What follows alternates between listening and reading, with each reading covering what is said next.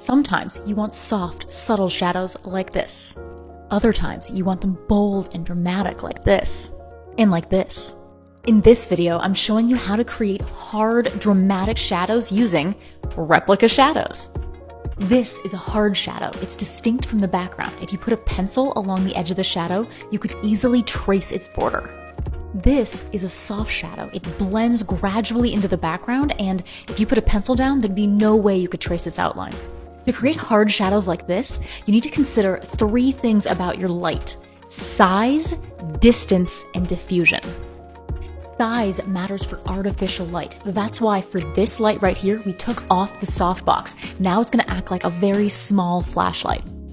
Distance matters for both artificial and natural window light. That's why we put this light nice and far away from our scene. That's gonna give us a harder shadow. Farther away equals harder shadow.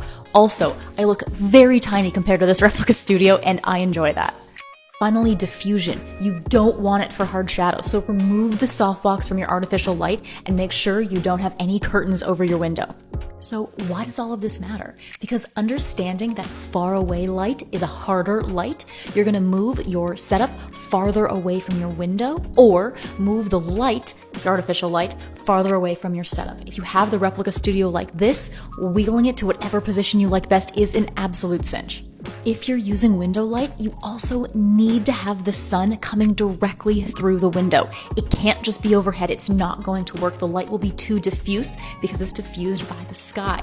So usually if you have an east-facing window, this is going to happen in the morning when it can come right through your window. In the afternoon, a west-facing window will get direct light. This is not a hard and fast rule. It does not always apply. It's going to matter the exact direction of your window and the time of year and all that jazz. So roll your studio around and figure out when you get direct light and through what window.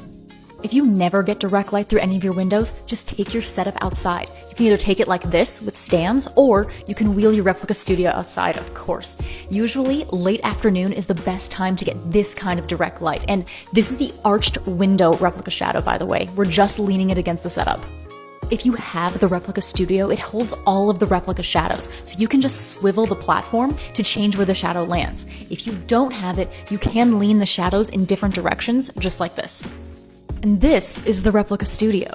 We actually won a Stevie Award for Best Product of the Year this year. I'll show you how it swivels to create shadow changes at the end. Here's the same branch plus window, that's what we called it, Replica Shadow, and this is now leaned at a different direction. You can see that the shadow is landing differently. Now, let's talk about light position, because it's very important where the sun is in the sky in order to get the shadow that you want. For this shot, we took it at about 3 p.m. The sun was quite low in the sky, so we positioned the Replica Shadow straight up and down so that the light came straight through the window and the shadow landed on the base surface. So this shot would be great for flat lay. Contrast that with this shot. We took it at 1 p.m. when the sun was very high in the sky, almost directly above. Because of that, we had to angle the Replica Shadow just like this and prop it up using these objects so that the sun could shine through it and create that same flat lay shadow. You're gonna have to play with geometry a little bit, but it's gonna make sense when you practice. Some other important geometry to note. If you want your shadow to land on both the upright surface and the base surface, you need your light to be coming from the front corner. This is going to let the light pass through your shadow in a way that projects the shadow onto both of those surfaces.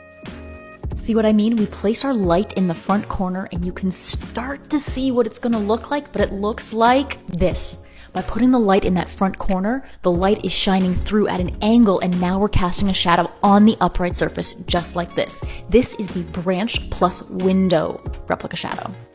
Now let's see some final photos. This one is treetop, so is this one, and this one, just in flat lay form, and we use the shadow to create a frame around our small product.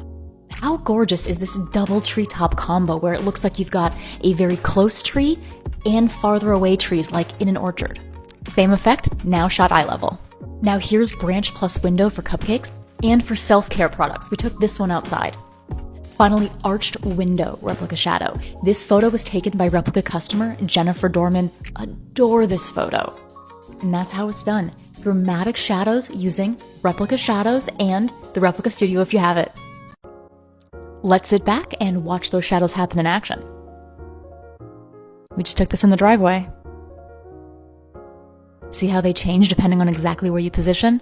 And there's that swivel I promised you. Diving in.